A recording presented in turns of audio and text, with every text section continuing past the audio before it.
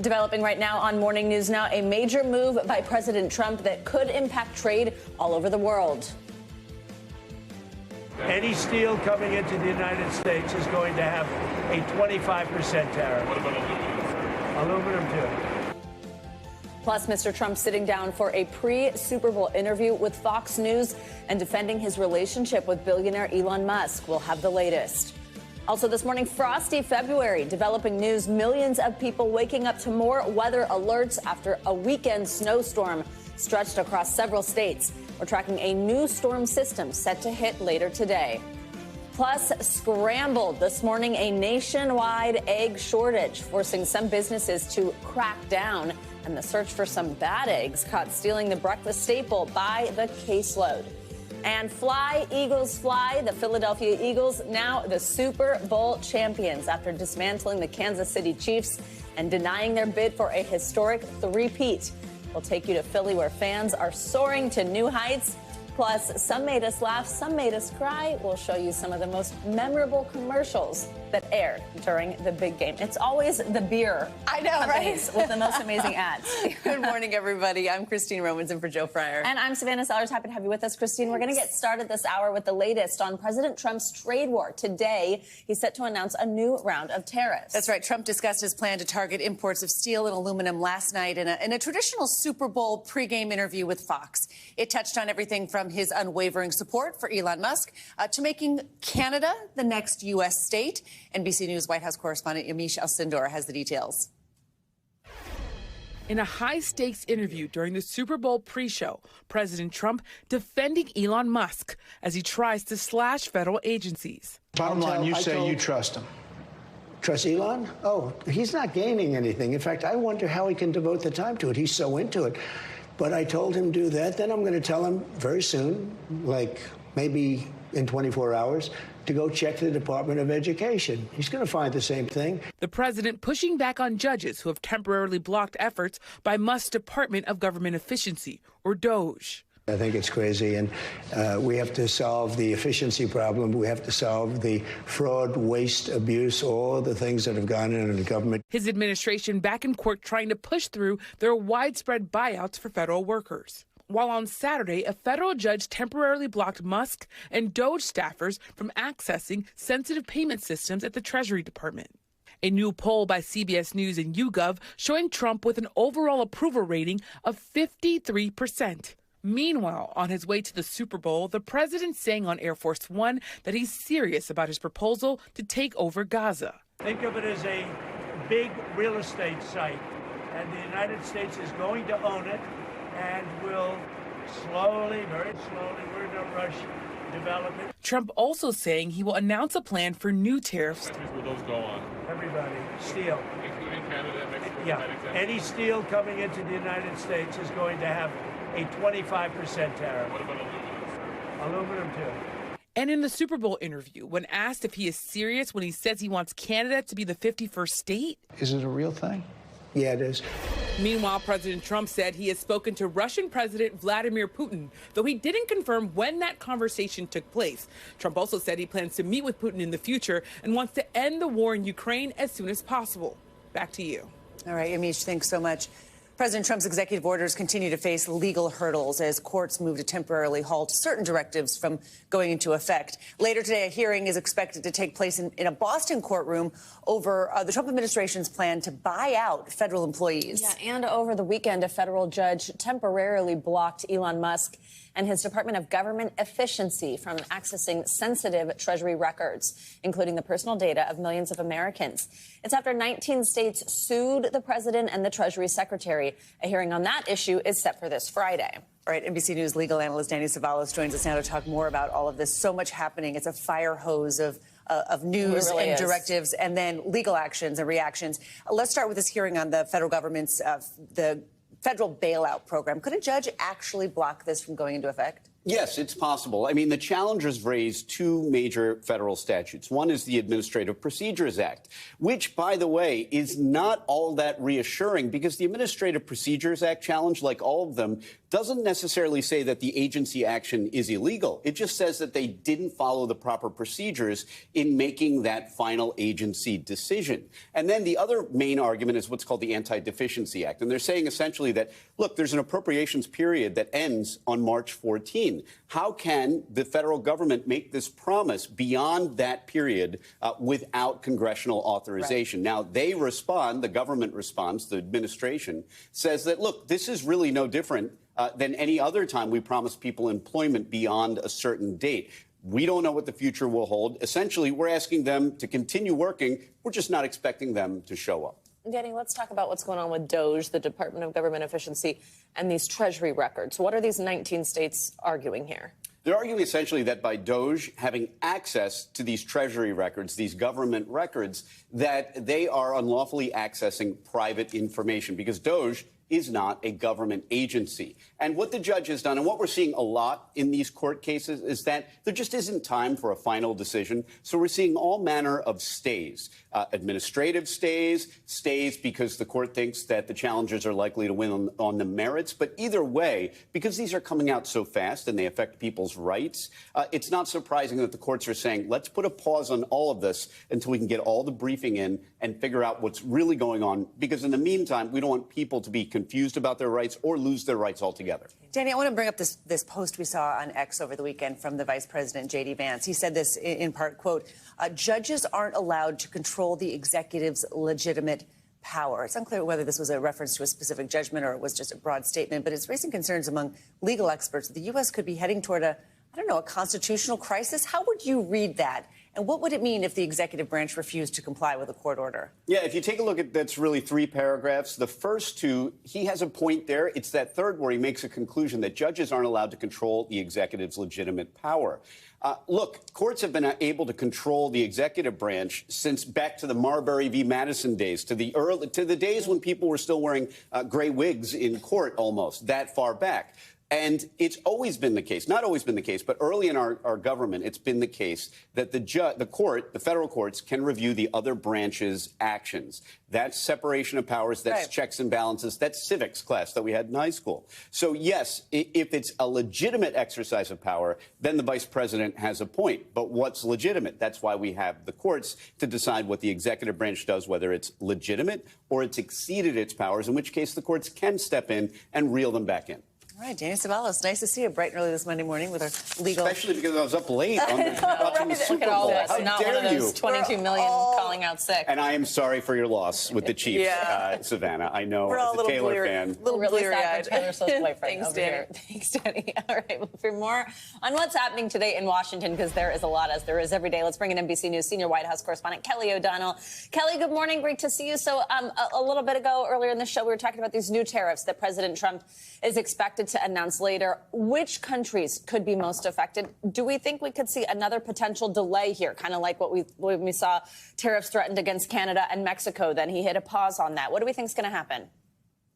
Well, certainly we know the president believes that tariffs are one of his best tools. He believes they bring in more money for the federal government, and we've seen him use them with blunt force and then also as a negotiating tool. So he is talking about a focus on aluminum and steel and having a broad approach, and then also enacting tariffs on any countries that also have import taxes for the United States, so any reciprocal tariffs. And so the president is going to announce some of this today, and we expect also rolling it out through the week. Part of the strategy here has been to have a very high volume of activity from the White House. So you've seen so many executive orders and different actions, and the president talking about a lot of topics, a kind of shock and awe approach.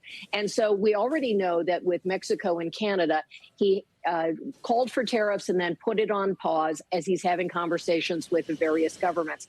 I would expect more of that to happen, that the president would use this as a way to try to exert his will, his force, and to try to get things from other countries. So it is something that he will watch the market. Certainly, we already saw an initial market impact and then sort of a softening there as the day and trading went on Friday.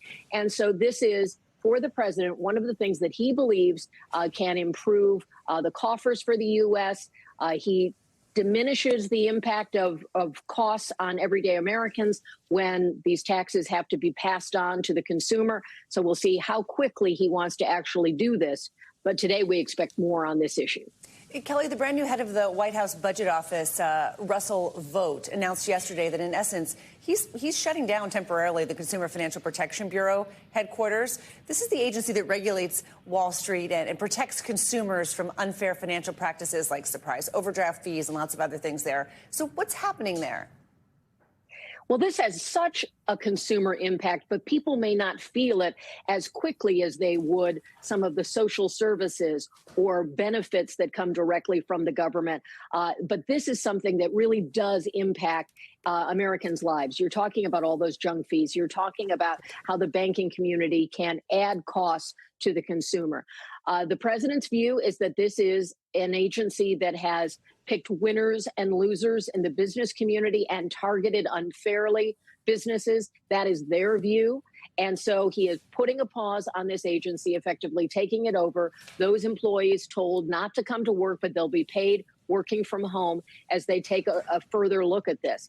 It's one of those areas where this is the use of executive power that will likely be contested. Again, you talked about the courts, more of that likely coming. But people who aren't familiar with this agency might be familiar with some of the benefits. In the business community, there is a different view of this in the regulatory space, some not liking how they have been required to adhere to different rules from this agency. So it's long been controversial, but it does have a consumer component. Kelly, some Democrats are starting to talk about a potential plan to attempt to pump the brakes on President Trump's dismantling of federal agencies, something we are just seeing at this breakneck speed. What leverage, though, do Democrats have here? It's very difficult because Democrats do have the power of Congress's Article 1 powers of appropriating the money and approving the money. But we've already seen, because they are not in the majority, how that's a limited approach. So they're trying to speak publicly. They are trying to put political pressure, and they can use some degree of oversight from Congress to try to pump the brakes here on some of these actions. But ultimately, the courts have the most swift ability to put a pause, as we've seen in a number of these cases. Democratic allies outside of Congress who can find the right plaintiffs to litigate, people who have standing on these issues, people who can bring cases in various jurisdictions to try to slow down President Trump and his administration's push on this. But it is a challenge for Democrats. So there's a political set of steps they can try to take. They can try to work through the levers of Congress, but that may be limited at this point. All right, Kelly O'Donnell, thank you very much. Appreciate it. Well, over the weekend, the wreckage of an Alaskan commuter plane that crashed late last week was pulled from the ice floe in the Bering Sea. The Bering Air flight took off on Thursday and was scheduled to land in Nome. That's about 130 miles south of the Arctic Circle. As the plane approached its destination, officials say it experienced some sort of issue and vanished off the radar. Over the weekend, crews recovered the bodies of all 9 passengers and the sole pilot on board. While the cause of the crash is under investigation by the NTSB, the U.S. Coast Guard says radar data indicated the plane rapidly lost altitude and speed. This morning, investigators are searching for the cause of a massive explosion at an industrial plant in western Pennsylvania on Sunday. It left 12 people injured, including 5 firefighters. The cloud of smoke in the aftermath was so expansive it forced local officials to issue a shelter-in-place order. NBC's Priscilla Thompson has the details.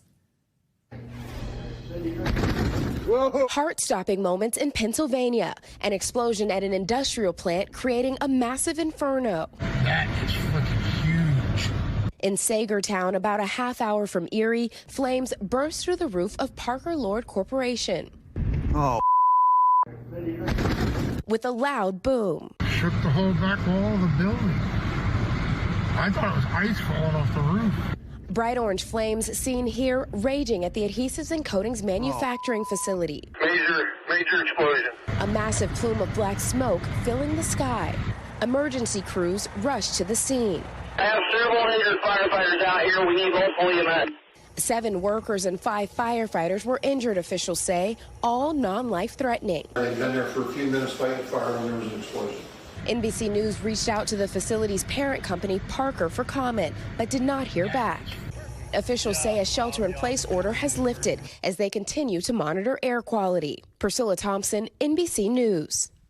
Well, here in the Northeast, millions are digging out from a weekend winter storm and awaiting the possible arrival of 2 more this week. More than a foot of snow fell in parts of the Northeast, impacting thousands of flights throughout the country.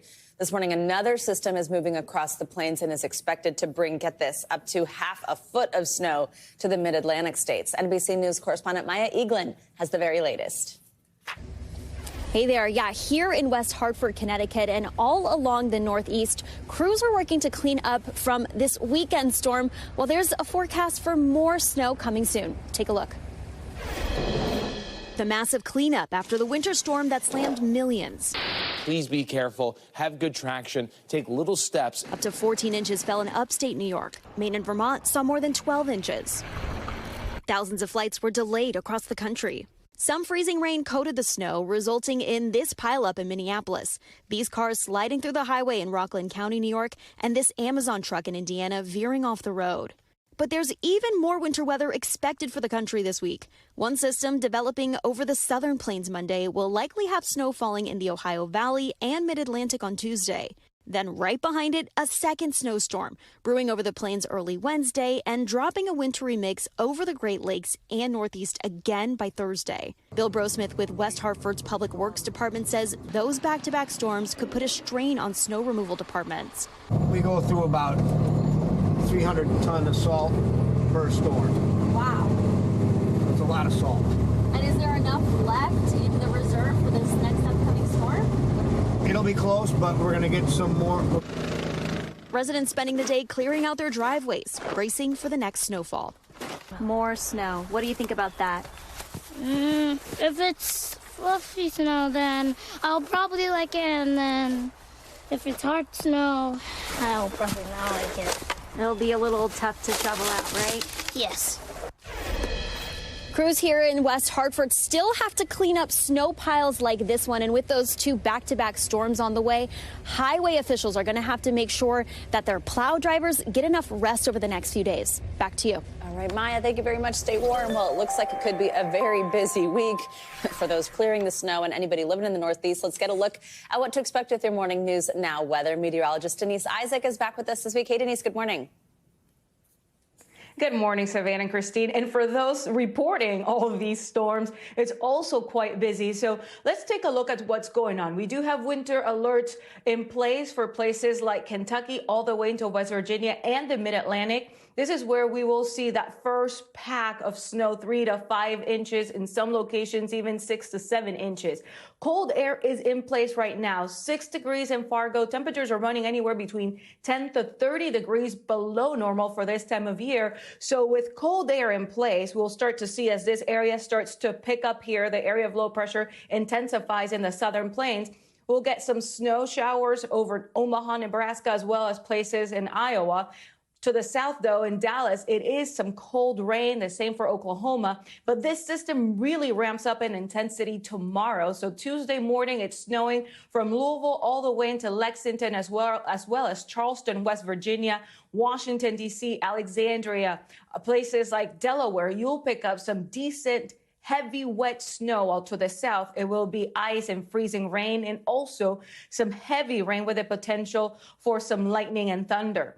Snowfall forecast, just this first system, 3 to 6 inches possible across the Mid-Atlantic. Lexington as well, 4 inches possible. And to the south, it will be some heavy rain, 1 to 3 inches from this storm system on Tuesday. Flash flooding is a possibility. But here comes the next system on Wednesday. So right on its heels, it will bring the potential for some heavy rain where we had snow. So Kentucky this time around, it is rain. That could lead to flooding. Washington, D.C. this time around will be ice, then switching over to some rain. While New York, you will start out with some snowflakes, transition over to ice and then rain, while the blockbuster snow is expected to fall from Kansas all the way into Illinois, where Chicago, we could be getting anywhere between, let's say, 3 to 7 inches of snow as this system pulls away.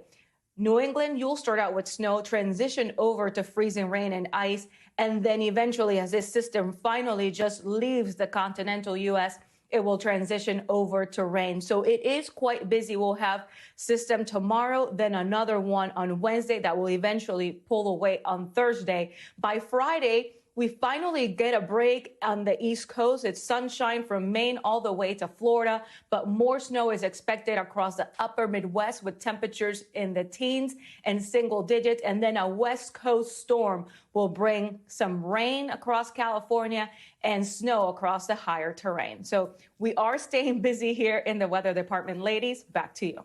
All right, for sure busy. Denise, we appreciate it. See you soon.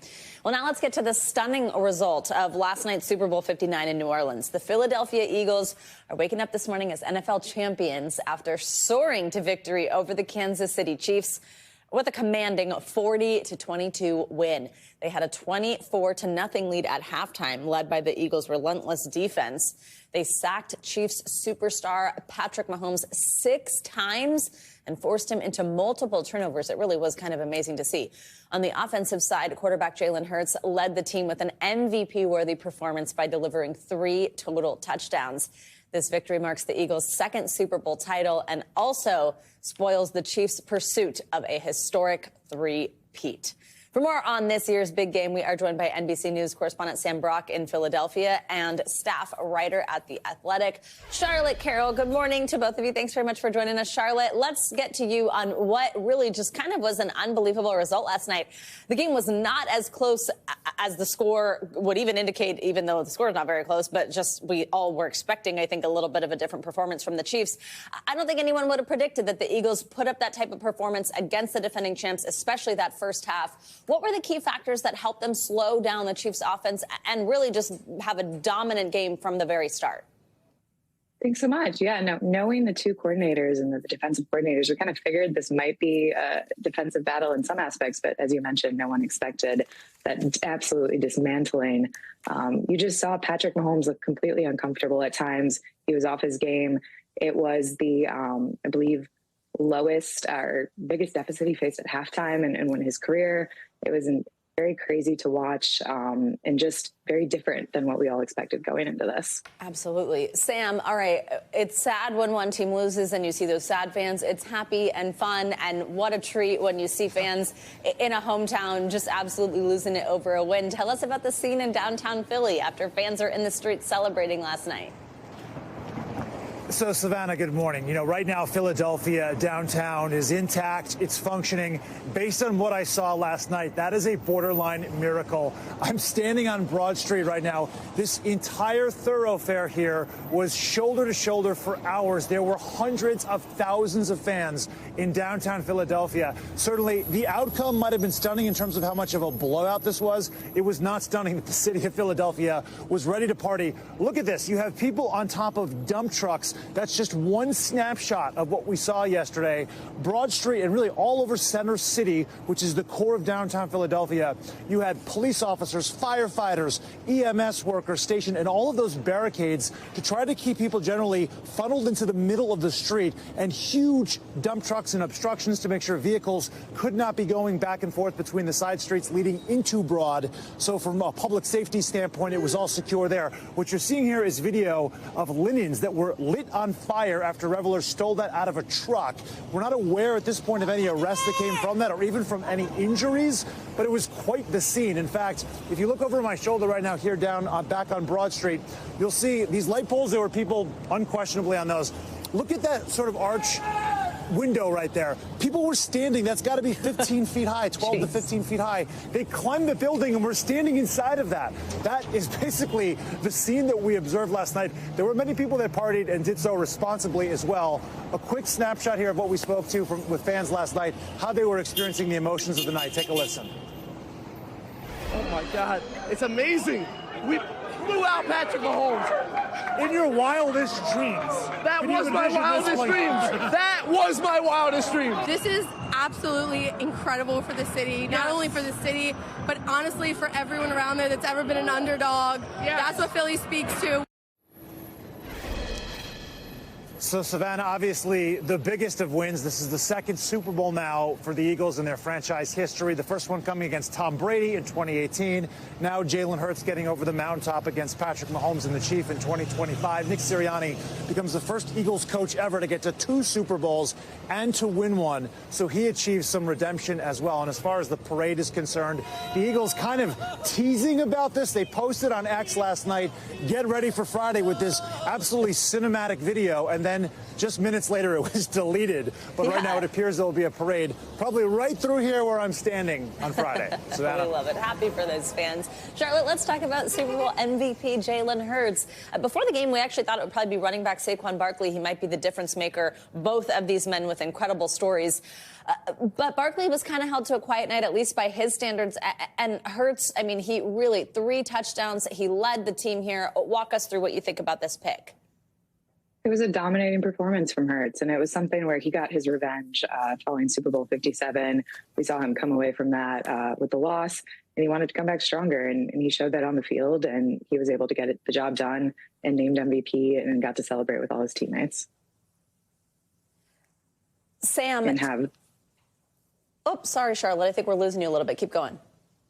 No. That's all good. Back to you. Okay. My audio is going in and out. Not to get ahead of ourselves, but Charlotte, what do you think this means for the Chiefs dynasty going forward?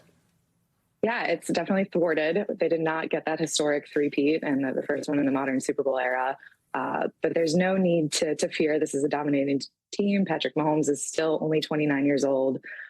We'll see what happens with Travis Kelce and what that looks like going forward in his career if he decides to retire. But they still have the pieces, and Andy Reid is expected to return. So you get these pieces back, and you look at, again, the dynasty can kind of continue, just not with the three-peat. Sam, you seem not so thrilled to be covering the Eagles win. What's going on? Yeah, look, I think I didn't want to have to say this, but I'll say this. I am not exactly an Eagles fan. Look, I'm very happy for them. I'm certainly happy for Saquon Barkley, who used to play for the New York Giants and just broke a record this year, not just 2,000 yards in the regular season, but the most yards ever for any running back when you account for what he did in the postseason as well. That's all well and good. I wouldn't say that Philadelphia fans are endearing themselves to the rest of the world and the nation when it comes to, their behavior and their fandom, but good for Philadelphia. The vibes are very strong here today. I'm absolutely going along with the party so far. Savannah, I disagree with the premise that I'm not down for this. Do you? It didn't really sound like it. Sam Brock, I also don't love you in the middle of this media and these cars are like rushing past you. Please be safe. Thank you for putting in the hard work. Yeah, I will. Even though you're not loving it. Charlotte, Carol, appreciate it. Thank you both. There's much more to come here on Morning News Now. Later this hour, memorable marketing. If you watch the Super Bowl for the commercials, you're not alone. We'll run it back for some of the biggest hits from the big game. Up first, though, after the break, an extremely bittersweet homecoming for Palestinians returning to war-torn Gaza. We'll be right back.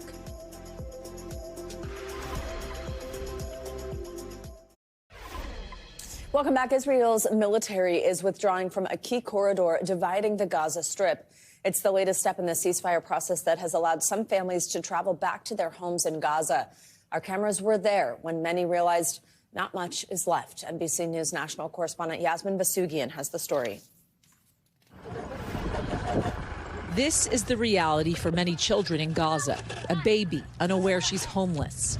Her father desperate to make something out of nothing. The scars of war that tore buildings and families apart, and young sick children separated from their parents. For the first time in 9 months, kids in need of urgent medical care have begun to evacuate Gaza through the Rafah crossing. As the buses are loaded, we see a father, tears streaming down his face as he says goodbye to his son. This little boy leaves a brother behind. I wanted to go with my brother, who is sick, and my mom, says this 8-year-old, but they wouldn't let me through. While much of the focus on the ceasefire has been on the hostage release, the need here is tremendous. Thousands of patients with trauma, burns, amputations, and more, many of them children. But under the ceasefire deal, only 50 are set to be evacuated each day. The conflict has destroyed much of Gaza's infrastructure.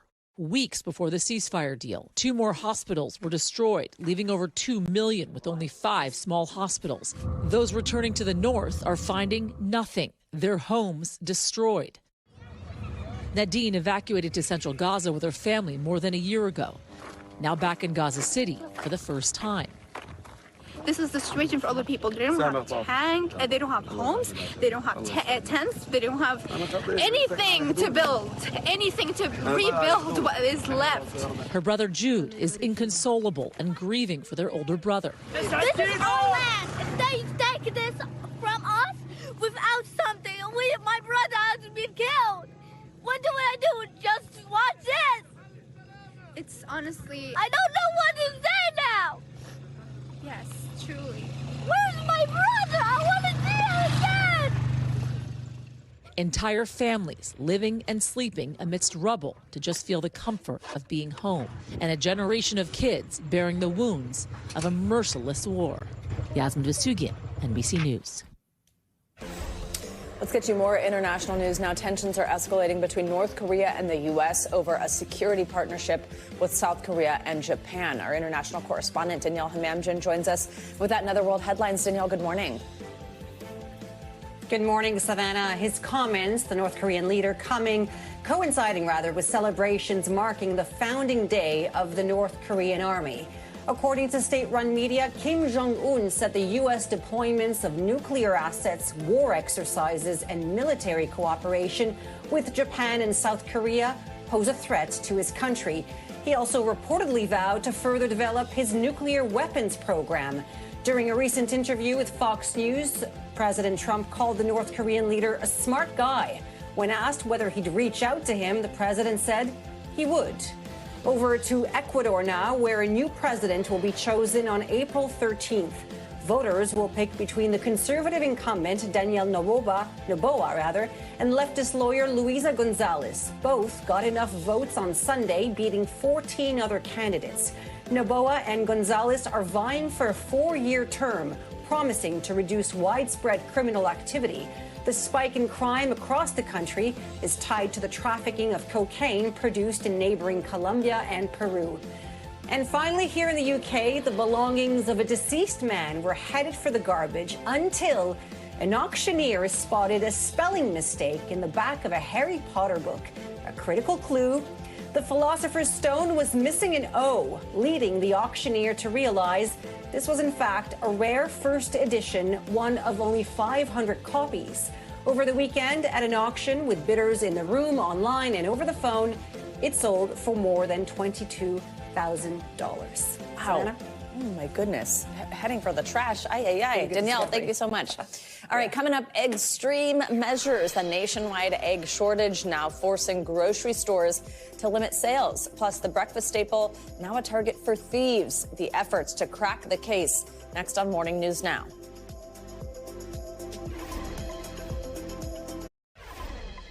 Welcome back. The egg shortage we've been talking about across America is reaching a new level. We're in a new phase here. Prices are way up. Major supermarkets are forcing customers to ration their purchases, and eggs are even becoming a target for thieves. NBC News correspondent George Solis reports. The drama over the country's egg crisis reaching new heights. This video showing the brazen robbery of a cafe in western Seattle by so-called breakfast bandits making off with 3 cases of eggs. I really think they planned ahead. This can't be like, let's rob the eggs. Seattle police now asking for the public's help to crack this case.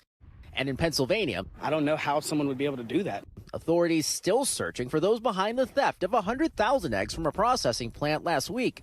Some grocery stores left with none on the shelves, and national chain Trader Joe's now limiting shoppers to just 1 dozen a day.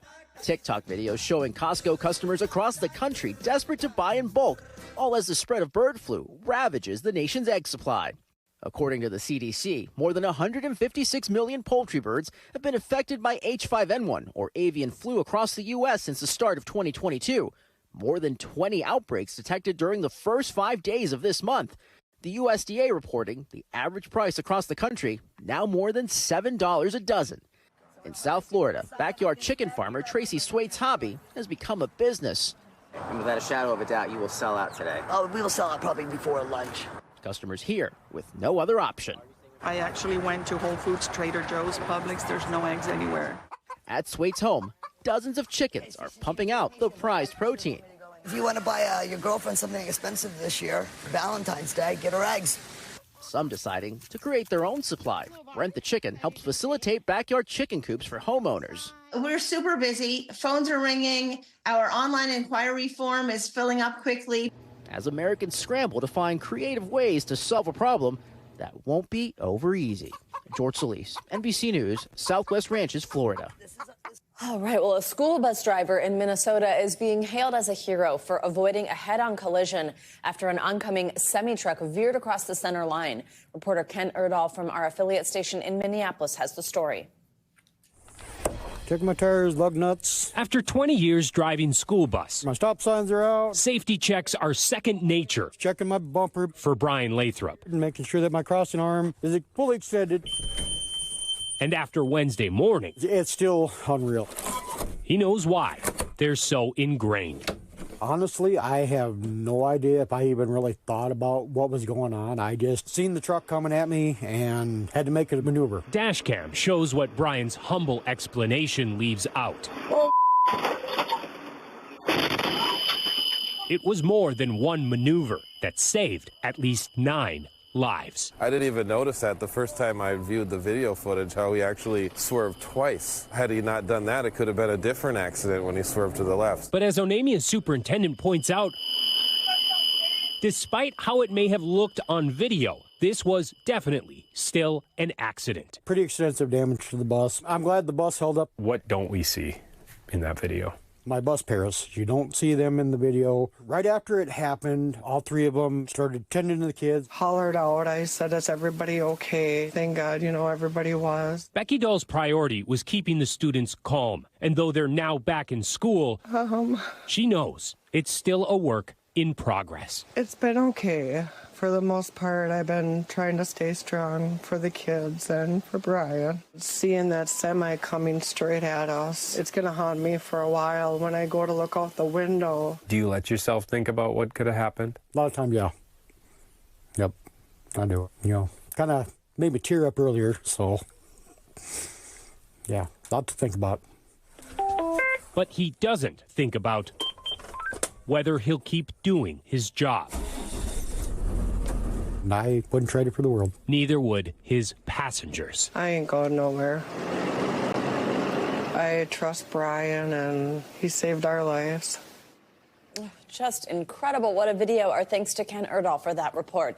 Well, coming up, President Trump pushing plastic with plans for a new executive order banning paper straws. More on the reversal that's renewing a years-long debate. This is Morning News Now.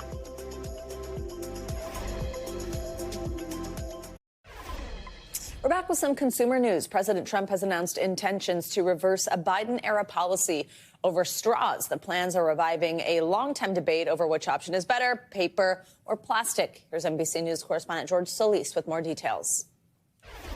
It's a debate Americans won't suck up and move on from. Pesky paper straws. This is one of the most inefficient designs I've ever experienced in my whole 24 years of existence on this planet. Who the hell wants to sip their drink through a piece of cardboard? Or potentially polluting plastic ones. President Trump now promising to sign an executive order undoing Biden-era policies to phase out plastic straws and other single-use items across the federal government. Mr. Trump posting on his social media site, Truth Social, back to plastic. The order would not make paper straws illegal, but it would prohibit the federal government, the largest buyer of single-use plastics, from buying them. Several states and cities have introduced their own rules on plastic straws, with many offering exceptions for plastics if the customer specifically asks for them. On Miami's iconic South Beach, the use of plastic straws and stirrers has been banned since 2019. Many businesses using biodegradable straws like these instead. Here, the straw wars in full swing. I mean, it's just incredible that someone would want to destroy our environment. So you guys are not in favor of rescinding paper straws? Of course not. It's definitely tougher to use a non-plastic straw, but you gotta get used to it. It's better for the environment. But across social media, paper straws not particularly popular. Who even thought paper straws were a good idea? I call them the 15-second straw. It's been a hot-button issue for the president, who previously rallied against paper straws on the campaign trail. Now it has to be a paper straw, so maybe it doesn't work, you know? You know, the paper straws come wrapped in cellophane. Environmental advocates highlight the immense toll of single-use plastics on our ecosystems. Most plastic straws cannot be recycled. Plastic is everywhere, and it's not going away. And it's ending up in our bodies, in our waterways, in our soils, in our air. What remains to be seen is what ripple effects this move will have on our planet and our beverages. George Solis, NBC News, Miami Beach. All right, staying on your wallet, pennies are getting some pushback with President Trump's new efforts to halt production of the copper currency. CNBC's Silvana now has that and some other money news for us. Hey, Silvana, good morning. Hey, Savannah. Hey, Christine. Good morning to you. Yes, so President Trump says he's ordering the Treasury Department to stop minting new pennies because they cost more to make than they're worth. Now, the U.S. Mint lost $85 million in the past year on nearly 3.2 billion pennies that it produced, as it costs nearly 4 cents to make and distribute each coin. Now, the higher costs are partly due to rising prices of zinc and copper. It is unclear whether President Trump has the power to eliminate the penny, as the size and the metal content of coins are dictated by Congress. T-Mobile is launching a wide-scale test of its satellite mobile service powered by Starlink, which is owned by Elon Musk's SpaceX. Now, it's aiming to eliminate mobile dead zones and extend service to remote areas. The trial, which was announced in a Super Bowl ad, will be free until July, after which it will be included in T-Mobile's premium 5G plan at no extra cost. And you can add it to other plans for $15 a month. Customers who sign up for the trial will get a 33% discount when the service is fully launched. And if you're feeling a little sluggish after staying up to watch the game last night, Starbucks has a pick-me-up. Starbucks Rewards members can get a free coffee today, and you can stop in for a free tall, hot, or iced brewed coffee all day long. If you are not a Rewards member, you can still join today. And Starbucks says you can see your barista in the store to enjoy your free coffee. All right, Silvana, there you go. We all need a little bit today, right? More coffee than normal today. Exactly. Oh, yeah, absolutely. Thank you. But we're here. We're not part of that millions of people who lost production. No, we're here. Here we are. Proud of us. Thanks. Thanks. All right, well, all eyes were focused on last night's game. Big game, of course. Gamers across the world lost out when PlayStation servers crashed for nearly 24 hours. Books were read around the world. NBC News correspondent Dana Griffin explains what happened and the warning for users of other streaming services. PlayStation, what the you got going on right now? An apocalyptic PlayStation outage played out over gaming consoles around the world. Customer service. Users started experiencing issues Friday night, unable to access popular games like Fortnite and Call of Duty. Video games were once stored on physical media like computer discs, but now they're stored online. And when the system went down, players couldn't access their accounts. This is disgusting. As users complained on social media, major brands started trolling too. Popular store GameStop, which still sells discs, writing, "Bet y'all want physical copies now." Oh my God. Girlfriends rejoiced. He's sitting up there having a fit. Moms took advantage. You need the trash taken out? Get him. Get him now while the PlayStation servers are down. And after nearly a day of lamenting clientele. Okay, there we go. Everything's working now. PlayStation is back up and running. The company writing on X, PSN has been restored, adding, "Sorry for the inconvenience." For those of us who are not gamers, why should we care about these sort of outages? Cloud outages can affect anyone. It was gaming now, but it could be your email. It could be your photo service. It could be the service that provides your cellular connectivity. PlayStation has not responded to our request for comment. They did say on social media the problem was an operational issue, and all PlayStation Plus members will receive an additional 5 days of service. All right, Dana Griffin, thanks so much. Coming up, from tearjerkers to throwbacks, this year's Super Bowl commercial lineup had a little something for everyone. We'll show you some of the most memorable ads next on Morning News Now.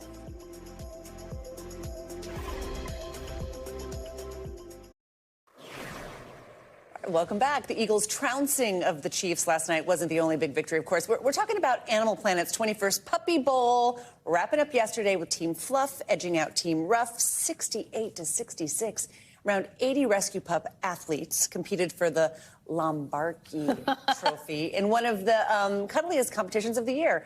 all of it for a good cause. The bull raises awareness and encourages adoption of all the dogs. The competition is something everyone can enjoy before the big game. Team Fluff may have taken home the trophy, but the real winners are the pups, hoping to find their forever homes. It never gets old. It I love really it so doesn't. much. And it's so this cute. ref man who I've interviewed, and I'm so sorry, I can't remember his name right now. I think I met him last week. Years and years that he has done this. Yes. they came last week. They were on the Today Show, and Yeah, it was exactly. just like amazing. Dan, maybe. All right, love it. All right, finally, let's get to the part of the Super Bowl that's beloved by fans who are more interested in the entertainment, maybe, than the actual game. Yeah, Super Bowl commercials are famous for their celebrity cameos, humor, and wit, drawing viewers in at a time normally reserved for refilling plates with snacks. It's true. It's like, oh my gosh, you're busy the whole game.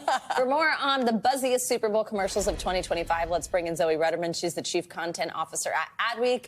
Zoe, thanks so much for joining us. Okay, morning. So many good ones, always. I said earlier, I feel like the beer commercials always just nail it. Like, they're either pulling at your heartstrings in a way that you don't expect, or they're just hilarious. But let's start with some of your favorites. I'm with you. The beer commercials got me. I really loved the Coors Light Case of the Mondays commercial. Yeah. This was the one where the sloths are moving at sloth-like speed through all of these tasks. So good. I laughed like 3 times in this, and I just found it really clever. And I love when a brand does something that isn't just in the Super Bowl. You could actually go to a store and buy a case of the Mondays. And by the way, what brands want you to do after you see these commercials is go out and shop their products. And this one, it got me close to doing that. That's exactly how we both feel today. Like on the spin class, not even moving. Yeah, the very end part of this when he put his hands up for somebody to throw a beer and he just misses it. It's so funny. Why do you think these ads work so well? You know, what does it take to make a commercial that'll keep people talking long after the game is over, Zoe? Listen, you have to keep people's attention. Like you said, this is the moment when you're fighting, oh, should I go to the bathroom? Should I go get another snack? So humor and recognizable faces are a great way to do that. That's why you continue to see so many celebrities in ads. And by the way, that's a trend that's not going to change. It's worth the money for these brands to do that. You want to instantly grab their attention. You want to keep their attention. And most importantly, you want them to associate the ad with the brand. I can't tell you how many Super Bowls I've watched, how many ads I've watched where I'm like, that was fun. Or that was great, but wow, I really can't remember the brand behind it. Really true. Okay, also, you got to tell us which ones you thought missed the mark, which is kind of a funny question, but what didn't you like? Yeah, so speaking of beer, I didn't love the Bud Light one. This was the Post Malone. It was the suburban party. How do you take that to the next level? For me, it was like, listen, I grew up in the suburbs. I don't think this is a problem that needs solving. I didn't find it all that funny. Listen, our Adweek newsroom was a little bit divided, but it just didn't hit for me. I'm not going to go out and buy Bud Lights this weekend. Sorry. I didn't like the one with the tongue thing. I didn't understand the tongue thing. It just looked weird out of the corner of my eye. And I was getting more snacks at that time. And I was like, I don't know what is happening on the screen right now. It was so weird. Did you notice this trend of like body horror? So the tongue one. Eyebrows, the mustache. That's true. Eyebrows, the mustaches, and then the Tubi flesh hat, the flesh cowboy hat. Yeah. If you haven't seen it, you have to go back and watch. That one was really bizarre. Really bizarre. But tell us more of some of your favorites, I guess. So I love the Dun Kings one. I thought this was really funny. I just thought it really hit the mark. Last year we saw Ben Affleck, Casey Affleck, J-Lo, Tom Brady. How are you going to top that? You bring in Jeremy Strong. You make him in on the joke on method acting. I just thought it was really hilarious. And what's cool about this one is that there's actually a 7-minute, almost mini movie that came out of this commercial. So it's totally worth going and watching the whole thing. I'll do but that. How do you not laugh at Jeremy Strong coming out of this vat of coffee grinds? Yeah, it was funny watching him, essentially poke fun at himself and what we've all heard about his time whenever he's, been on a show like Succession where he's like, I'm trying to, what do you say, find the character or something like that. It's like, It's pretty funny. What about the Pringles one? I liked it. I thought it was funny. Listen, any commercial that has Adam Brody, you've already won in my eyes. It had James Harden. It had Nick Offerman. I thought it was a really clever take. It grabbed my attention in the first second and it kept it for the whole ad. It was like, how do you not associate that with a Pringles can too? So I feel like it was a winner. I don't know. Overall, though, I don't think this year had as many star ads as I agree. Recent year. I don't think it was. I think the game itself was the star, not the ads this year. Do you agree? Yeah, although I will say I thought the Nike commercial really stole the show last night. This is an ad that we had not seen before, which is increasingly rare. Most of the ads are released in advance. I thought the Nike one was just emotional, impactful. It wasn't sappy, though. It felt like it was doing something really smart, and I walked away really inspired by this. I like the women's flag football one from the NFL. Oh, yeah. Too. I mean, I know that's like they're plugging their own business or trying to expand their own business. business. Actually, they had a few good ones. But I like their youth charities I like that one too. All right. Zoe, thanks so much for joining us. Great to see you. I appreciate it. Thank you. All right, that does it for this hour of Morning News Now. Stay with us, though. The news continues right now.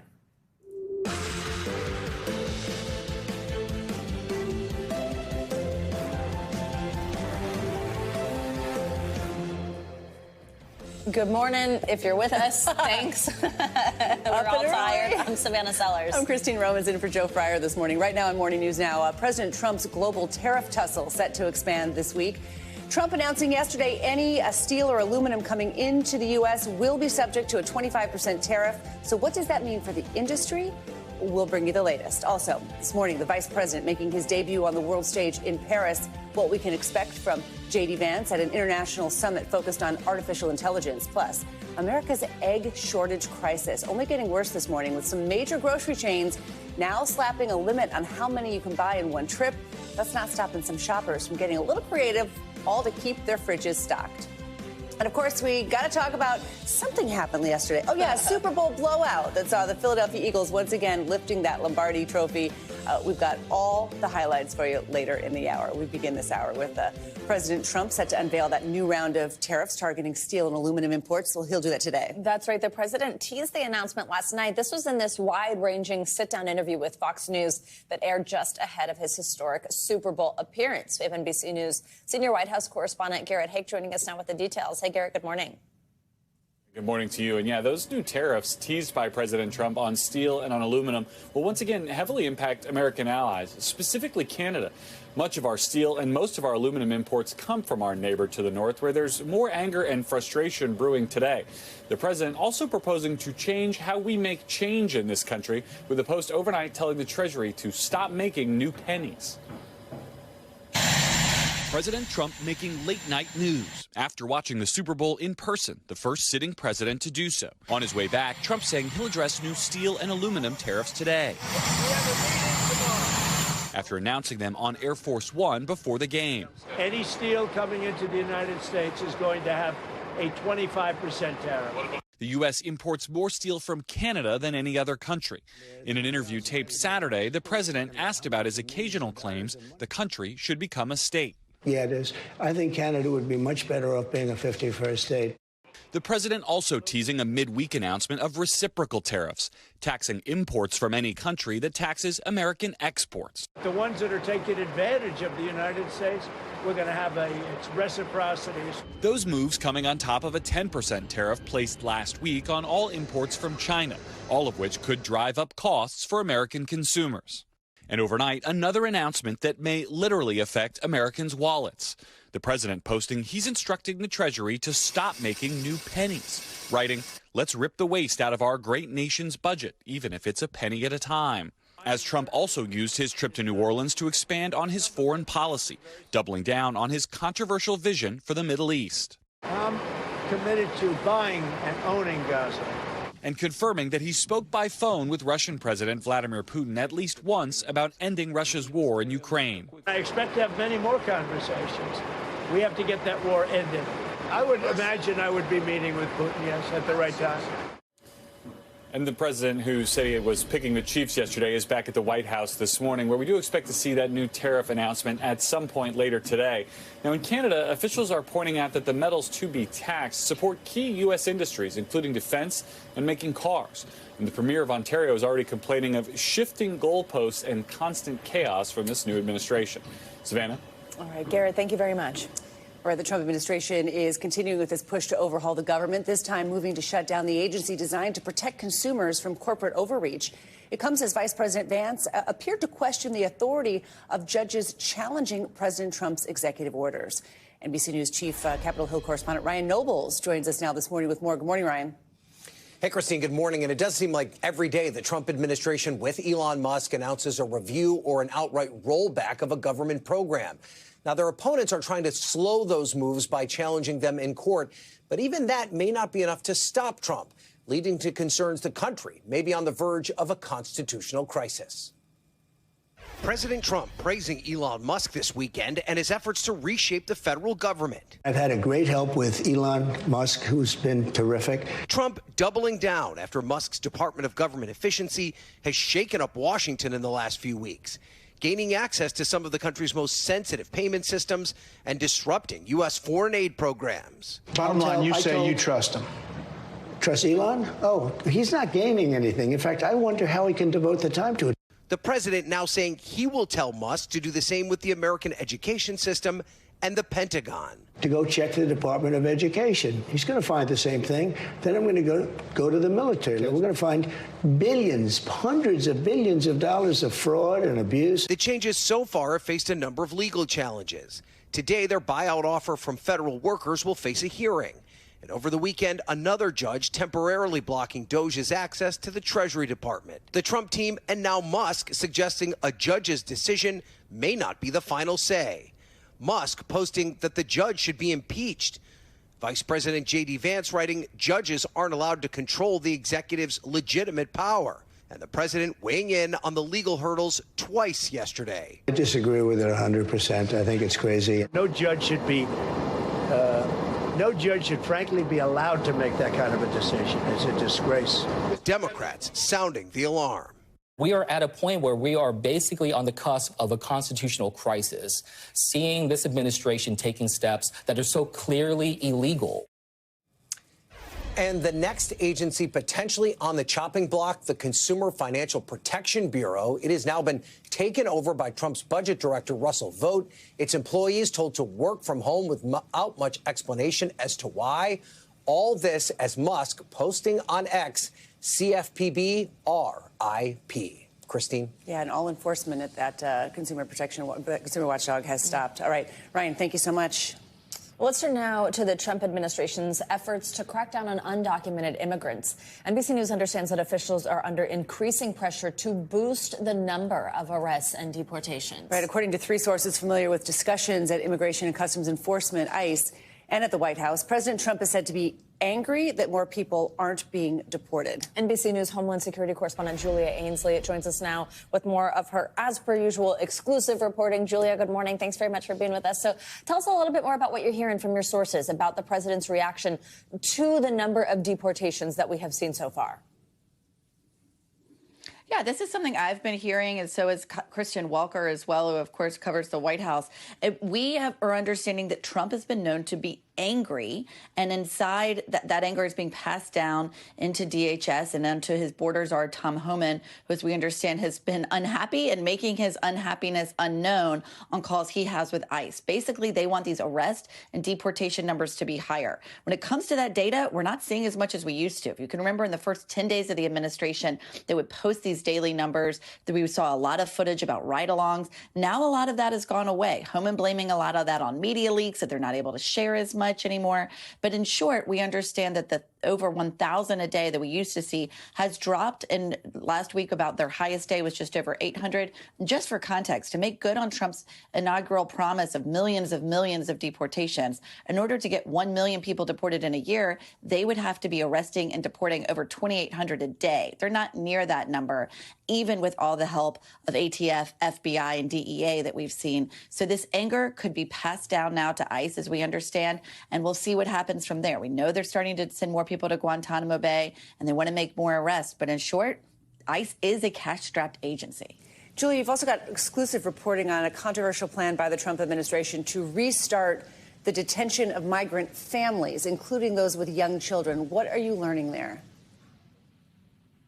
Now, this is a policy that was in place under the Obama administration and first Trump administration. Biden ended it. That's when you hold families, meaning adults with their children, 18 and under, in custody together, even very young children. There's certain parameters around that detention. They have to have school if they're there for a long period of time, and they have to have a number of ways to be able to be more humanitarian to that younger population. But that's something that really hasn't been in place in 4 years. And these private prison companies, as we understand it, will now have the opportunity to bid to reopen those facilities this week. What that could mean as far as arrest is, so far, most of the arrests that we've seen, at least publicly from ICE, those publicized, have been single adult men. This means we may start to see more children as part of those arrests. Julia, also, you spoke exclusively with Guatemala's president. This is about a recent agreement he made with President Trump to allow the U.S. to deport non-Guatemalans to his country. What did he have to say about that deal? Yeah, he said that they are going to be accepting more people, and also people who aren't even from Guatemala. I asked him why he'd want to make that deal. Take a listen. We agreed on the issue of migration, that we're going to be accepting a 40% increase in the number of flights of deportees. So why would you agree to take back migrants who aren't from Guatemala? Because they are not staying in Guatemala. Because they are going, this is part of their repatriation to other countries. And how will you be sure that they'll go to other countries? Will the U.S. help with that? Yes, because we discussed that the United States is going to be helping us in this process. Now, President Arevalo did say that he's going to be sending a delegation to Washington soon to work out some of the details. But I have to say, there appears to be some daylight in what the U.S. is saying and what Guatemala is saying about how long these people might be in the country. Of course, Arevalo wants to show his people he's not taking in more people than their economy can support. And it's unclear exactly how long those people will actually be allowed to stay in their country and how Guatemala would get them back to their home countries. All right, Julia Amesley, fabulous reporting as always. Thanks for being with us. Well, let's take a look at the week ahead with your morning news now. Weather. I have meteorologist Denise Isaac joining us again. Hey, Denise, good morning. Good morning, ladies. So this morning we are tracking some bitterly cold air in the upper Midwest. We do have cold warnings in place as well as advisories for Montana into North Dakota. Where Bismarck right now, it is 6 below zero with a wind chill of 19 below zero. So that cold air continues to plunge south. So the next storm system is developing there in the Four Corners. That's in Arizona and also portions of Colorado. And then eventually this system will ramp up by tomorrow, bringing decent snowfall anywhere from the Ohio River Valley all the way to the Mid-Atlantic, where 28 million people will be impacted. So here we go. Let's track it. Here's this next storm on deck. By tonight, we're tracking some cold rain from Dallas all the way into Oklahoma. That will spread east, bring snow into areas of Kentucky, then into also Maryland and also Virginia, as well as West Virginia. To the south, it's freezing rain and ice around Roanoke, and then downpours from Atlanta down towards Mississippi. As far as snowfall amounts, anywhere between 3 to 6 inches possible. Some locations picking up a little bit more. Locally, 8 inches of snow possible there in Virginia as well as Delaware. Into the south, 1 to 3 inches of rain. And so much rain in such a short period of time could lead to some flash flooding. Then by Wednesday, we're tracking the next storm system that will impact the area this week, bringing rain to the Ohio River Valley, the freezing rain across D.C. as well as Maryland and West Virginia. New York, you'll start out with some snowflakes and then transition over to that freezing rain and rain. While places like Denver, Colorado, all the way into Kansas City, Missouri, even into Chicago, you'll be getting anywhere between 3 to 6 inches of at least snow that will continue to fall across the area.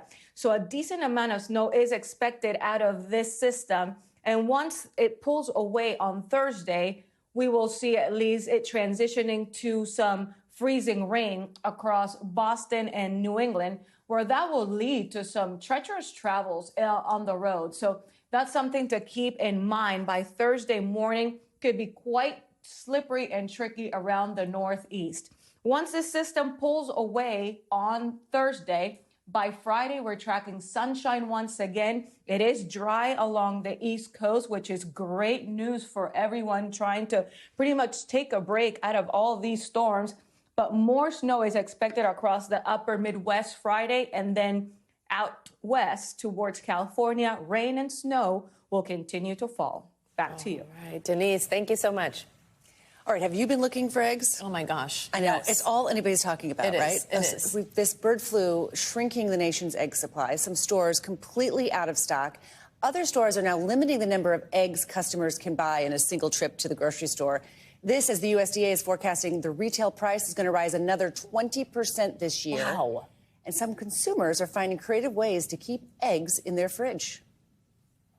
This morning, millions of Americans scrambling from store to store on an egg hunt as prices soar. 30 eggs for $30?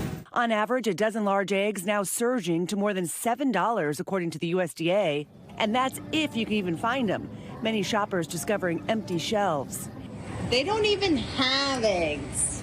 And with a surge of stockpiling, now some national retailers are even restricting how many eggs people can buy. Trader Joe's says it's limiting customers to 1 dozen per day across the nation. Look, the Costco near me finally put a limit on eggs. And some shoppers at Costco reporting their local stores are restricting egg purchases too. The shortage a result of the bird flu sweeping through poultry farms across the United States, with the CDC identifying more than 20 outbreaks detected in the first 5 days of this month alone. In New York City, the governor temporarily shutting down live poultry markets through Friday after at least 7 reported avian flu cases across the metropolitan area. Safeguarding public health is all about being proactive. This as 3 ducks died at the Queen Zoo due to the disease. What we're seeing is that really any mammal can be exposed and get infected by bird flu. The egg shortage forcing some businesses like this Texas food truck to add a $1 surcharge. Now we have to raise our price. And the popular Waffle House chain adding 50 cents per egg. And others like this Seattle cafe now on high alert after this surveillance video shows robbers breaking in and stealing more than 500 of the breakfast staple. And in Pennsylvania, state police are looking to crack the case of the theft of 100,000 eggs from a distribution truck worth $40,000. Thank you. Some egg hunters finding alternative sources like this backyard chicken farm in Florida. We did this kind of as a hobby, not as a business, and it turned into now a load of customers wanting eggs, needing eggs. Consumers are scrambling, pardon the pun, to find alternative egg products to use in some recipes. Others they're like subbing eggs in baked goods for applesauce. Aquafaba, have you ever heard of that? That's like the liquid you find in a can of chickpeas. So some people are trying to like put that in with like scrambled eggs to make it last longer, or ground flax and chia seeds and water. Oh. In replacing your eggs. I know, now I've turned into like a food correspondent. But you shop around, buy in bulk to get the best bang for your buck. I was just at a Restaurant Depot last week, and if you go in with all your friends and you can buy 10 dozen eggs, you know, or 20 dozen eggs, they're there. I mean, I saw them. The store shelves were full, but that was buying in bulk. Oh my gosh, applesauce, that totally changes the flavor profile. I know, and I think you're going to start to see your restaurants change it. They'll be charging surcharges, but also maybe dropping menu items that don't sell as much because you don't want to waste the eggs in a baked good that people don't really buy. And so how long was this going to last? You know, experts tell us it's going to last till next year. I mean, it'll be next year. But they're only in February. Wow. But USDA says by the first quarter of next year, you could see $2.50 a dozen for eggs again. Wow. Wow. All right. Well, so, Christine, the struggle is real, America. Yeah, it is. The struggle is real. All right. The puns. Much more to come on this hour of morning news now, including everything, and I mean everything you may have missed from last night's Super Bowl blowout in the Big Easy. But first, after the break, VP J.D. Vance on the world stage this morning. What we can expect from his appearance at an international summit on AI in Paris. That's next on Morning News Now. Stay with us.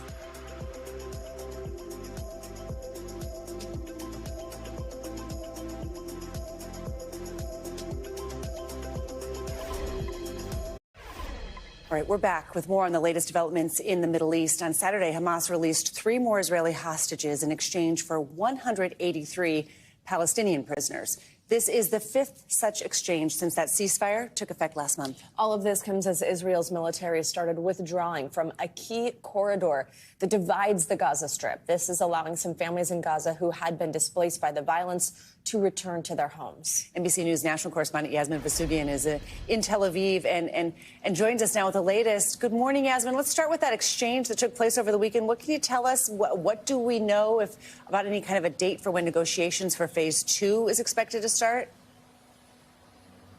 Yeah, let's talk through what happened Saturday first, then I'll talk about possibility on negotiations for phase 2. So 3 hostages released on Saturday, Or Levi, Ohad Ben Ami, and Eli Sharabi. Their condition was pretty terrible, to say the least. They were malnourished. They seemed incredibly thin. The prime minister putting out a social media post and saying the images of them were shocking, that there would be a quote-unquote response. We are unsure of what that response actually would be. They talked about their captivity. We have learned more about how these hostages are being held, some of them for months upon months inside those caves underneath Gaza, not seeing light.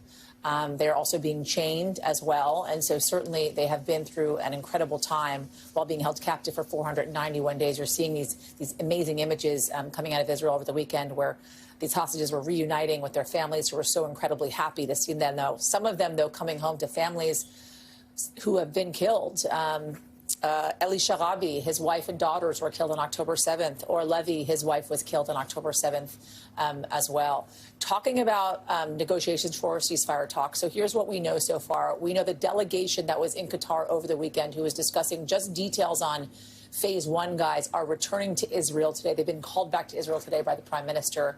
We are also hearing from local media that the prime minister is convening his security cabinet for talks on phase 2 of the ceasefire talks. Overall, amongst the media, amongst Hamas, amongst officials in Qatar as well, there is an overarching concern, considering the prime minister's trip to the United States last week, that there's a possibility the prime minister is delaying these talks on the ceasefire, and that could cause an issue for the ceasefire remaining in place. I just want you to remember, these talks on phase 2 were supposed to have been started early last week. We are 1 week almost delayed now on resuming phase 2 of these ceasefire talks, guys. Yasmin, also we mentioned that people are returning at least to the area where their homes were, people who were displaced by the violence in Gaza. What's it been like, and what are they saying? What are we learning about how they think they'll go about rebuilding? So there is this corridor called the Netzarim corridor, which is in Gaza. It separates the south from the north. And as you remember, many North Gazans, they evacuated to the south, hundreds of thousands evacuating to the south for safety. That is where they were told to go.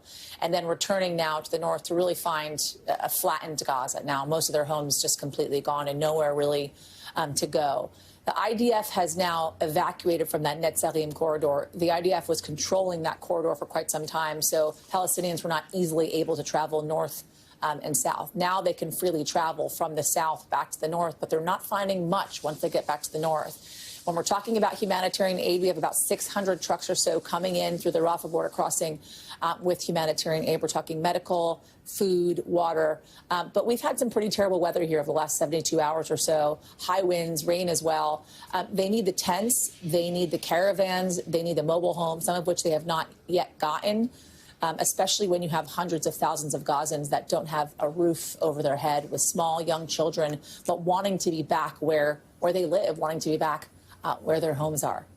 And Yasmin, we're also hearing President Trump is meeting with the King Abdullah of Jordan to talk about, his plan to take over Gaza and move the rest of the citizens out. Do we know how King Abdullah feels about Trump's plan to develop Gaza into a Riviera of the region? He doesn't like it, and he said it immediately. King Abdullah made an announcement denouncing President Trump, saying that he wants to turn Gaza into a Riviera, making the Palestinians leave Gaza.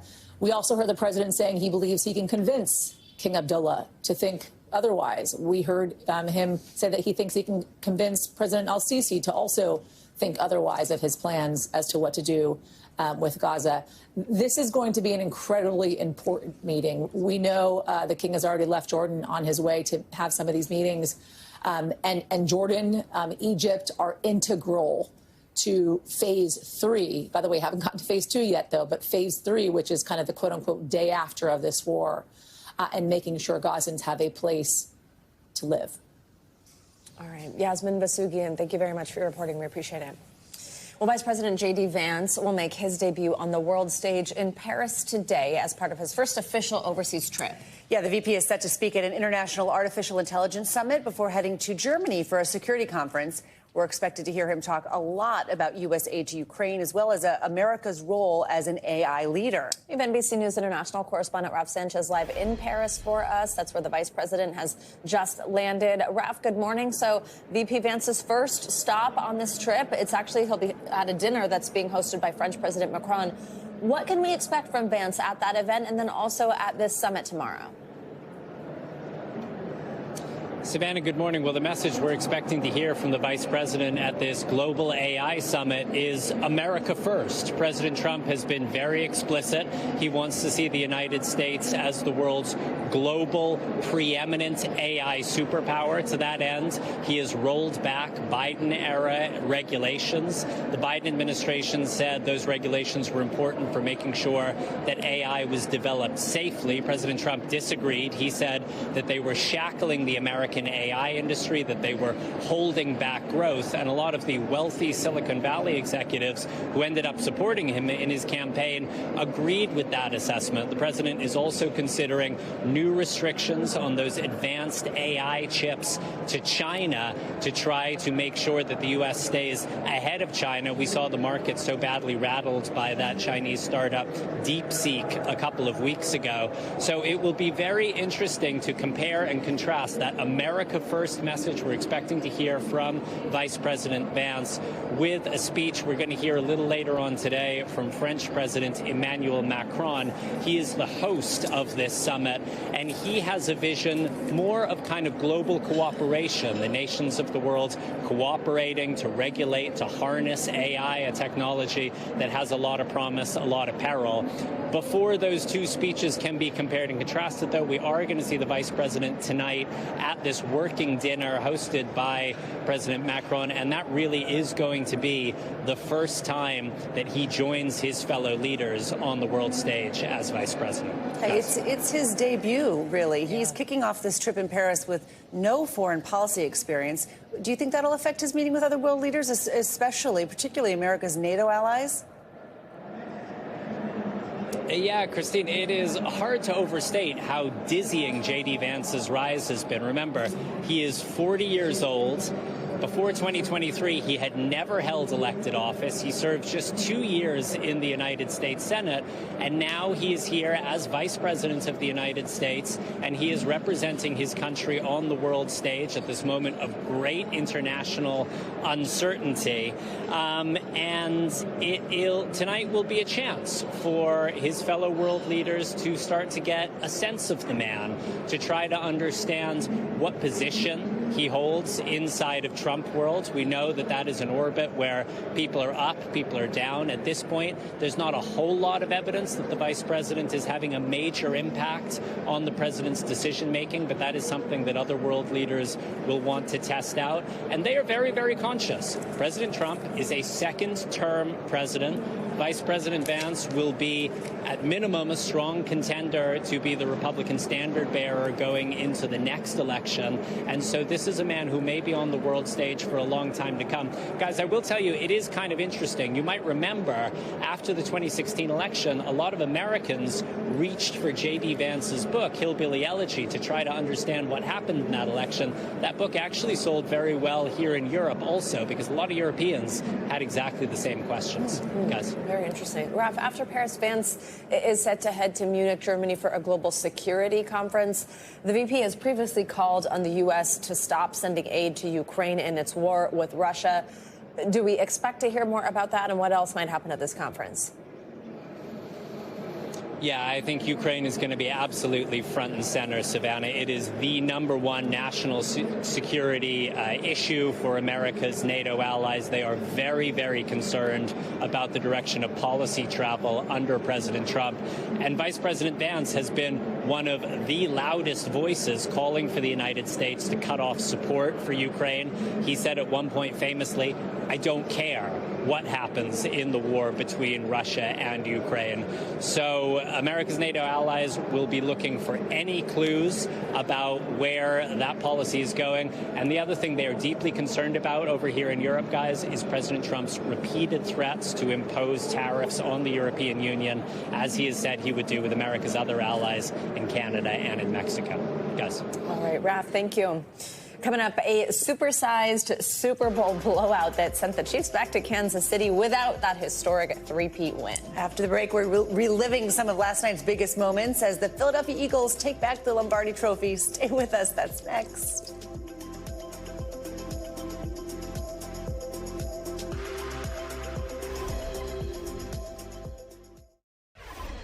Welcome back. This morning, the Philadelphia Eagles are flying high after a decisive win in Super Bowl 59 last night. The Eagles dominated the Kansas City Chiefs with a final score of 40-22 to lift the Lombardi Trophy for the second time in the team's storied history. NBC News correspondent Kaylee Hartung is in New Orleans with all of the highlights. What a game, Kaylee. Good morning. Oh, my gosh. Good morning. You know, I don't think any analysts predicted the night would unfold quite like it did. The Eagles made it look easy in the Big Easy. They had the game in hand before halftime on their way to knocking off those reigning back-to-back champs. The Eagles getting redemption with a decisive win in New Orleans, becoming Super Bowl champions for just the second time in franchise history, crushing the Chiefs' dreams of a three-peat. And sending the city of brotherly love into a frenzy overnight. Eagles fans taking the excitement to the streets of Philadelphia, where some celebrations got a bit out of hand. The game's MVP, quarterback Jalen Hurts, getting his first Super Bowl ring. I couldn't do any of these things without the guys around me. Eagles head coach Nick Sirianni celebrating with his family on the field. What come to happen to you? Say E-A-G-L-E-S, Eagles. The Birds' blowout began early, getting on the board first with their trusted brotherly shove. But it was their defense that dominated, keeping pressure on the Chiefs' star quarterback Patrick Mahomes, forcing 2 interceptions and 6 sacks, including 2 back-to-back in the second quarter, only to be followed up by a pick 6 at the hands of rookie Cooper DeJean, who was able to find the end zone on his 22nd birthday. Hurts making the night even more painful for the Chiefs in the third, all but cementing their win. With a 34-point lead over the Chiefs, the biggest deficit of Mahomes' career. You get to a point where it's kind of out of reach, but I mean, all you can do is go out there and take it play by play. Rookie wide receiver Xavier Worthy worked to keep the Chiefs' hopes alive with 2 touchdowns, but it was too little, too late. Coach Sirianni getting an early Gatorade shower with just under 3 minutes left to play. The loss disappointing Chiefs Kingdom, including Taylor Swift, as she watched what could be boyfriend Travis Kelce's last game, as rumors of his retirement swirl, though it's not official. The night kicking off with a powerful performance by Lady Gaga, who honored the victims of the terrorist attack on Bourbon Street, and a jazzy rendition of the national anthem by John Baptiste. But at halftime, it was rap superstar Kendrick Lamar taking a victory lap, performing with special guest SZA and surprise cameos from actor Samuel L. Jackson and tennis legend Serena Williams, who danced as Lamar took his Grammy-winning diss track Not Like Us to the Super Bowl stage. Now as the Eagles soar to a championship, running back Saquon Barkley ringing in his 28th birthday with the Lombardi Trophy. And Christine, you better believe that all these celebrations are going to continue rolling right into the streets of Philadelphia for a victory parade. They haven't announced plans officially yet, but overnight, the Eagles posting on X, "See you Friday." So I think that's about as good an indication as any that the party is going to be on. It's been a scene in New Orleans, but I think Philadelphia come Friday is going to be wild. Christine? You are right. Kaylee, thank you so much. All right, coming up, President Trump pushing plastic with plans for a new executive order banning paper straws. More on the reversal that's renewing a years-long debate. This is Morning News Now.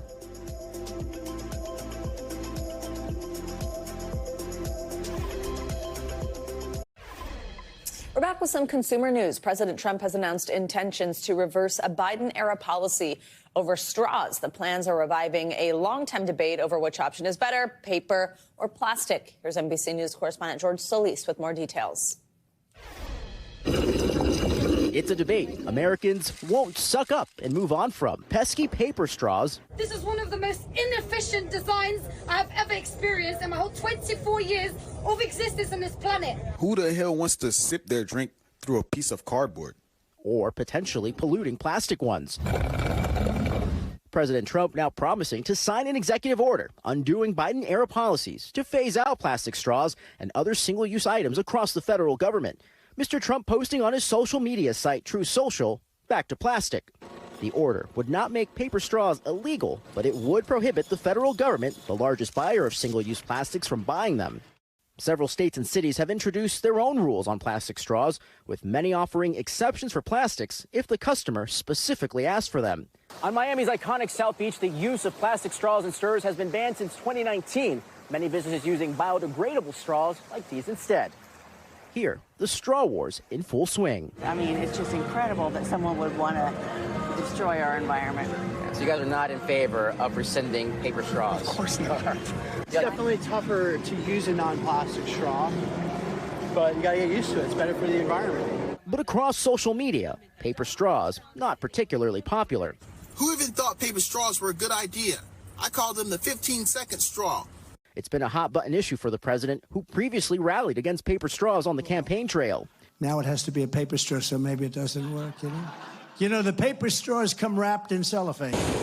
Environmental advocates highlight the immense toll of single-use plastics on our ecosystems.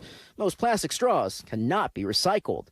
Plastic is everywhere, and it's not going away. And it's ending up in our bodies, in our waterways, in our soils, in our air. What remains to be seen is what ripple effects this move will have on our planet and our beverages. George Solis, NBC News, Miami Beach. All right, staying on your wallet, pennies are getting some pushback with President Trump's new efforts to halt production of the copper currency. CNBC's Silvana now has that and some other money news for us. Hey, Silvana, good morning. Hey, Savannah. Hey, Christine. Good morning to you. Yes, so President Trump says he's ordering the Treasury Department to stop minting new pennies because they cost more to make than they're worth. Now, the U.S. Mint lost $85 million in the past year on nearly 3.2 billion pennies that it produced, as it costs nearly 4 cents to make and distribute each coin. Now, the higher costs are partly due to rising prices of zinc and copper. It is unclear whether President Trump has the power to eliminate the penny, as the size and the metal content of coins are dictated by Congress. T-Mobile is launching a wide-scale test of its satellite mobile service powered by Starlink, which is owned by Elon Musk's SpaceX. Now, it's aiming to eliminate mobile dead zones and extend service to remote areas. The trial, which was announced in a Super Bowl ad, will be free until July, after which it will be included in T-Mobile's premium 5G plan at no extra cost. And you can add it to other plans for $15 a month. Customers who sign up for the trial will get a 33% discount when the service is fully launched. And if you're feeling a little sluggish after staying up to watch the game last night, Starbucks has a pick-me-up. Starbucks Rewards members can get a free coffee today, and you can stop in for a free tall, hot, or iced brewed coffee all day long. If you are not a Rewards member, you can still join today. And Starbucks says you can see your barista in the store to enjoy your free coffee.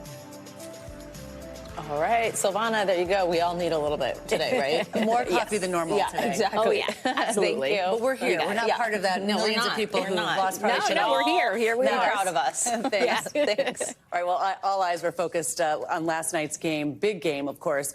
Gamers across the world lost out when PlayStation servers crashed for nearly 24 hours. Books were read around the world. NBC News correspondent Dana Griffin explains what happened and the warning for users of other streaming services. PlayStation, what the you got going on right now? An apocalyptic PlayStation outage played out over gaming consoles around the world. Customer service. Users started experiencing issues Friday night, unable to access popular games like Fortnite and Call of Duty. Video games were once stored on physical media like computer discs, but now they're stored online. And when the system went down, players couldn't access their accounts. This is disgusting. As users complained on social media, major brands started trolling too.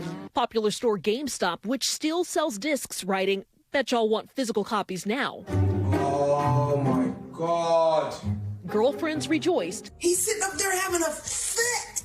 Moms took advantage. You need the trash taken out? Get him. Get them now while the PlayStation servers are down. And after nearly a day of lamenting clientele, okay, there we go. Everything's working now. PlayStation is back up and running. The company writing on X, PSN has been restored, adding, "Sorry for the inconvenience." For those of us who are not gamers, why should we care about these sort of outages? Cloud outages can affect anyone. It was gaming now, but it could be your email. It could be your photo service. It could be the service that provides your cellular connectivity. PlayStation has not responded to our request for comment. They did say on social media the problem was an operational issue, and all PlayStation Plus members will receive an additional 5 days of service. All right, Dana Griffin, thanks so much. Coming up, from tearjerkers to throwbacks, this year's Super Bowl commercial lineup had a little something for everyone. We'll show you some of the most memorable ads next on Morning News Now.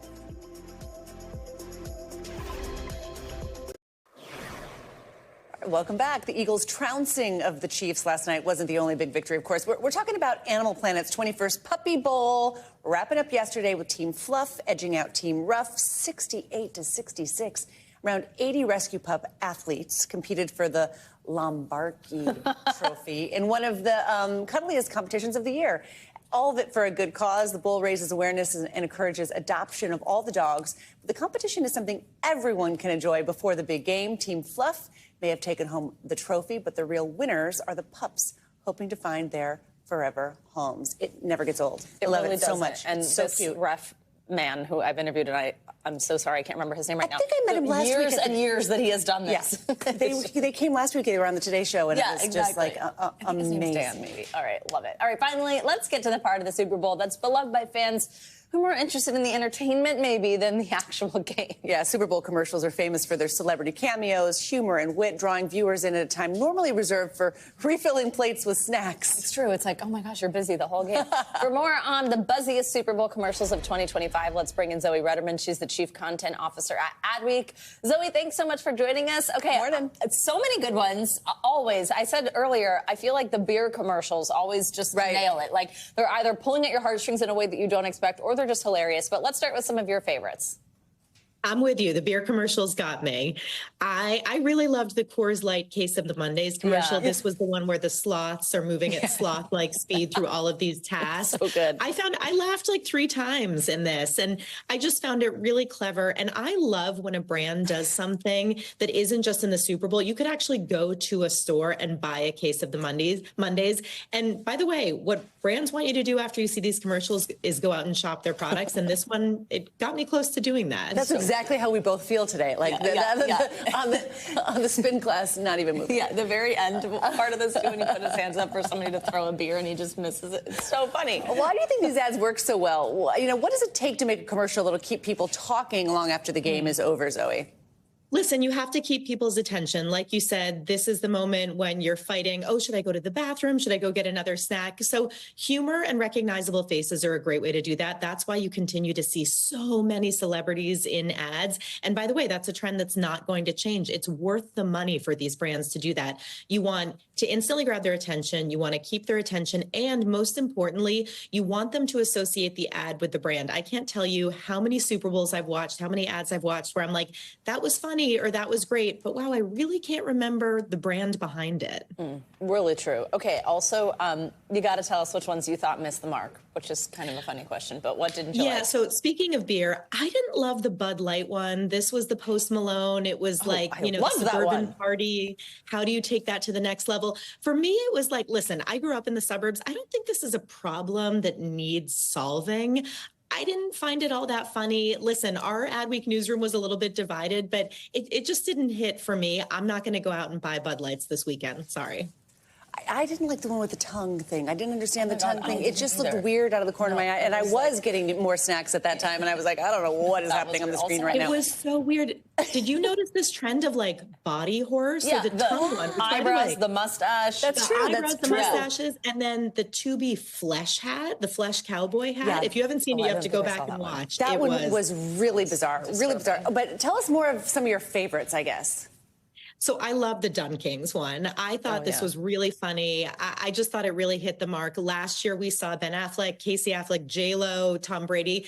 How are you going to top that? You bring in Jeremy Strong. You make him in on the joke on method acting. I just thought it was really hilarious. And what's cool about this one is that there's actually a 7-minute, almost mini movie that came out of this commercial. So it's totally worth going and watching the whole thing. Oh, I'll do but that. how do you not laugh at Jeremy Strong coming out of this vat of coffee grinds? Yeah, it was funny watching him, I mean, essentially poke fun at himself and what we've all heard about his time whenever he's, you know, been on a show like Succession where he's like, I'm trying to, what do you say, find the character or something like that. It's like, it was pretty funny. What about the Pringles one? I liked it. I thought it was funny. Listen, any commercial that has Adam Brody, you've already won in my eyes. It had James Harden. It had Nick Offerman. I thought it was a really clever take. It grabbed my attention in the first second and it kept it for the whole ad. It was like, you know, how do you not associate that with a Pringles can too? So I feel like it was a winner. I don't know. Overall, though, I don't think this year had as many, like, star ads as I agree. Recent year. I mean, I don't think it was. I think the game itself was the star, not the ads this year. Do you agree? Yeah, although I will say I thought the Nike commercial really stole the show last night. This is an ad that we had not seen before, which is increasingly rare. Most of the ads are released in advance. I thought the Nike one was just emotional, impactful. It wasn't sappy, though. It felt like it was doing something really smart, and I walked away really inspired by this. I like the women's flag football one from the NFL. Oh, yeah. Too. I mean, I know that that's like they're plugging their own business or trying to expand their own Actually, business. they had a few good ones. But I like their youth charities I like that one yeah. too. All right. Zoe, thanks so much for joining us. Great to see you. I appreciate it. Thank you. All right, that does it for this hour of Morning News Now. Stay with us, though. The news continues right now. Thanks for watching. Stay updated about breaking news and top stories on the NBC News app or follow us on social media.